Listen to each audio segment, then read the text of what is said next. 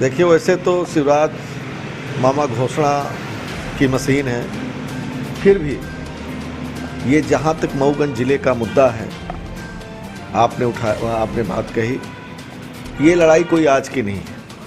कई लोगों पहले भी उठाए और फिर जब मैं विधायक हुआ तो इसको जोरदारी से उठाया। 25,000 की गिरफ्तारी, 35,000 की गिरफ्तारी, इसके बाद अभी 50,000 की गिरफ्तारी हमने दी।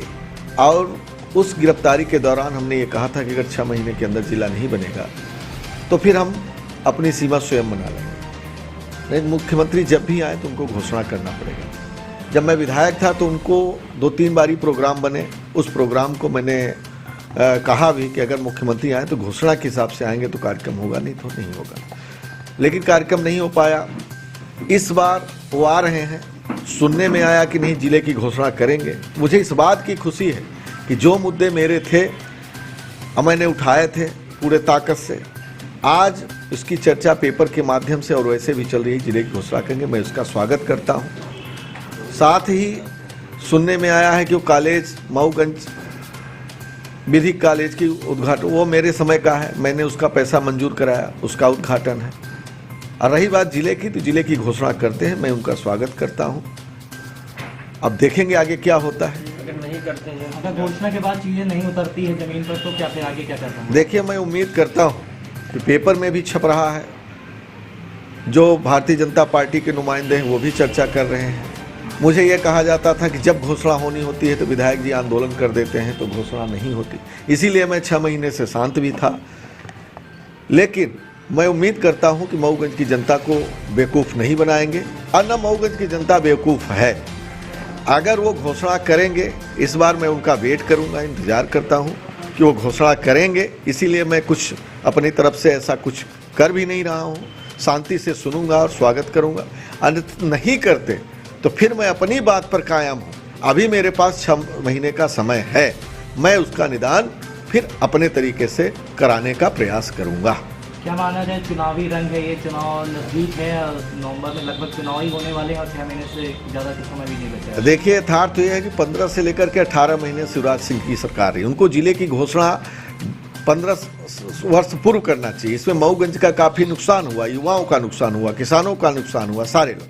लेकिन हमारे आंदोलन और जनभावनाओं को देखते हुए इस बार उन्होंने मऊगंज में आकर के, शायद पेपरों के माध्यम से सुनने में आ रहा है, अगर वो चुनावी स्टंट होगा वो जाने, उनका काम जाने।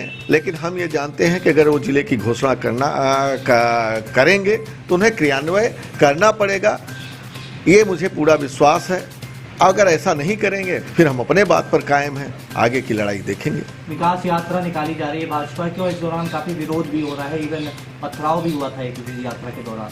देखिए, ये विकास यात्रा, जब विकास हो चुका है फिर यात्रा की क्या जरूरत है। और ये पुलिस के दम पर विकास यात्रा चल रही है। अगर विकास यात्रा में कोई आमजन कोई बात पूछ लेता है कि हमारे यहाँ ट्रांसफार्मर जले हुए हैं, बिजली के बिल लंबे बिजली के बिल आ रहे हैं, जहाँ 100 रुपये आते थे वहाँ पे अभी इस समय 10-10 हज़ार के बिल आ रहे हैं, उसमें तुरंत पुलिस को बुलाया जाता है। हमारे यहाँ कम से कम 3, 4, 6 लोगों को एक साथ जेल भेज दिया गया है। विधायक जी सीधे आदेश करते हैं और एसडीएम, तहसीलदार, थाना प्रभारी एकदम गुलाम बन चुके हैं। गुलामी की तरह, जैसे अंग्रेजों के ज़माने में सीधे जेल भेज दिया जाता था बगैर सुनवाई के, इस पुलिस के डंडे के दम पर विकास यात्रा चल रही है और ज़मीन पर कहीं कोई विकास नहीं है। अपनी बात तो अब विधायक जो जनप्रतिनिधि हैं वो अपनी विकास नहीं बताना चाहते, सिर्फ वही नरेंद्र मोदी का नाम लेंगे। अगर कोई बीच में आम जन अगर अपनी बात करना चाहता उसे करने नहीं दिया जाता। अगर कोई ज़बरदस्ती कर ले गया तो उसे जेल जाना निश्चित है। हमारे कांग्रेस के भी कुछ कार्यकर्ता गए, कुछ आम जन के लोग गए, कार्यकर्ता अभी जेल में हैं। ये एकदम प्रूफ के साथ में बताने के लिए तैयार हूँ। रही बात पत्थर चलने की,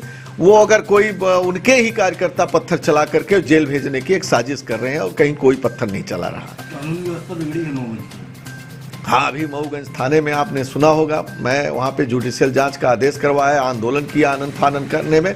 और मऊगंज की नहीं, पूरे जिले में सिर्फ पुलिस इस समय विकास यात्रा के नाम पर गुलाम हो चुकी है, लोगों को जेल भेज रही है और लगातार मर्डर हो रहे हैं, लगातार अपराध हो रहे हैं, बलात्कार हो रहे हैं। अब पुलिस इसमें कहीं भी गंभीर नहीं है। हमारे मऊगंज में कई इस तरीके के मर्डर हुए, घटनाएं घटी। गुप्ता समाज का गुप्ता महिला की हत्या हुई, उसमें कई मुलजिम थे, लेकिन उनको छोड़ दिया गया पुलिस के दबाव में, एसपी के दबाव में, और आज तक उसमें कोई कार्रवाई नहीं। लगातार मर्डर हो रहे हैं। बिजली की बड़ी समस्या है क्षेत्र में।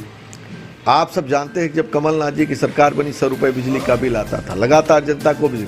आज वही बिजली के बिल, कोरोना काल में कहा गया था कोरोना काल में बिजली के बिल माफ कर दिए जाएंगे, लेकिन इस समय बिजली का बिल अंधाधुंध जबरन 4-4 हजार, 5-5 हजार, यहाँ तक कि 25-25, 30-30 हजार के बिजली के बिल और कानूनी नोटिस भेजी जा रही है। जबरन बिल वसूले जा रहे हैं। आम जन को त्राहि मची हुई है। अभी आप कांग्रेस महाधिवेशन में भी शामिल होकर लौटे हैं।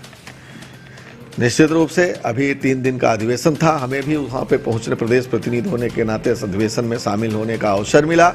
और मैं बधाई देता हूँ माननीय राहुल गांधी जी को कि जिन्होंने 3750 किलोमीटर की पदयात्रा की और हर मुद्दों पर जो भी जनता के हित में चाहे किसानों की बात हो, चाहे युवा बेरोजगारी की बात हो, चाहे संविधान खतरे में हो, या आम जन कोई भी और छोटे छोटे व्यापारियों के हित में कार्य योजना बनाई गई है अधिवेशन में।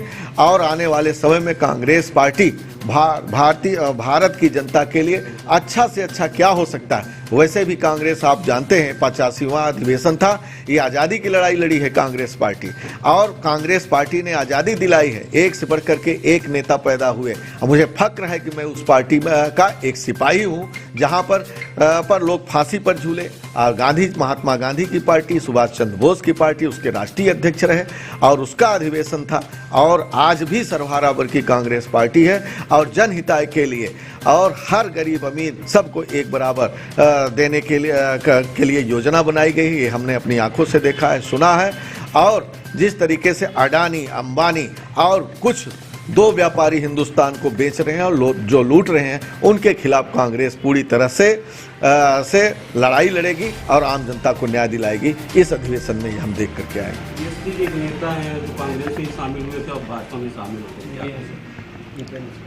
देखिए, मैं उनके बारे में कुछ नहीं कह सकता। वो बीएसपी में गए, अब बीएसपी छोड़े, जहाँ के बीएसपी में उन्हें अच्छे खासे बीएसपी के साथियों ने वोट दिया, टिकट दिया। अब बीएसपी अम्बेडकरवादी पार्टी रही, रविदास की पार्टी रही, एक सैद्धांतिक पार्टी थी, और वहाँ के लोगों ने उनको सम्मान दिया था, और उनको वो चीज़ रास नहीं आई, वो छोड़ दिए। इसके बाद फिर कांग्रेस में भी आए, और कांग्रेस निश्चित रूप से एक कठिन पार्टी है। यहाँ तो बलिदान देने वाली पार्टी है। यहाँ तो सिर्फ सत्ता नहीं चलेगी कांग्रेस में तो संघर्ष करना पड़ेगा, आम जन की लड़ाई लड़ना पड़ेगा, किसानों की लड़ाई लड़ना पड़ेगा, गरीबों की लड़ाई लड़ना पड़ेगा। तभी तो सुभाष चंद्र बोस, महात्मा गांधी जैसे नेता इसके राष्ट्रीय अध्यक्ष रहे। अब मुझे फक्र है कि मैं उस पार्टी में हूँ। तो ये संघर्षों और बलिदानियों की पार्टी, इसमें रहना सबके बस की बात नहीं है। अब भारतीय जनता पार्टी में गए हैं, उसकी सदस्यता लिए हैं, स्वाभाविक है, अच्छा है। जो रास्ता जिसको अच्छा दिखे वो करना चाहिए। मैं उसमें ज़्यादा नहीं बोलना चाहता।